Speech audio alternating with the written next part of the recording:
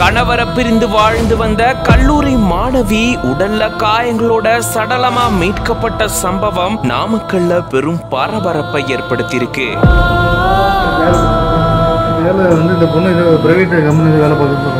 மாணவி இறப்புக்கு மாணவியோட காதலர் காரணமா போலீசார் தீவிர விசாரணை மேற்கொண்டுட்டு வராங்க.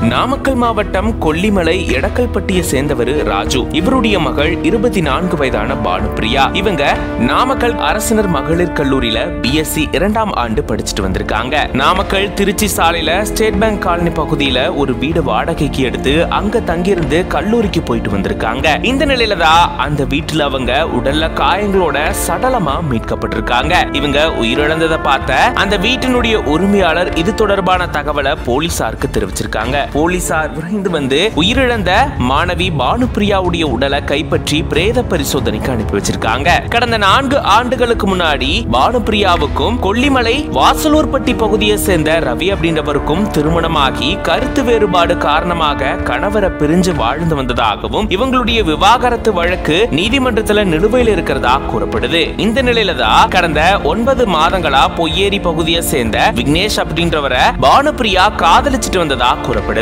விக்னேஷ் மாணவி உயிரிழக்கிறதுக்கு முன்னாடி வந்து வாக்குவாதத்தில் ஈடுபட்டதா கூறப்படுது. மாணவியுடைய காதலர் அங்க இல்லாததால காதலரை பிடிச்சு விசாரணை செஞ்சா நடந்தது என்ன அப்படின்ற விவரங்கள் தெரிய வரும் அப்படின்னு போலீசார் தரப்புல இருந்து கூறப்பட்டிருக்கு. இப்படி கல்லூரி மாணவி ஒருத்தங்க வீட்டுல சடலமா மீட்கப்பட்ட சம்பவம் பெரும் பரபரப்பையும் அதிர்ச்சியும் ஏற்படுத்தியிருக்கு.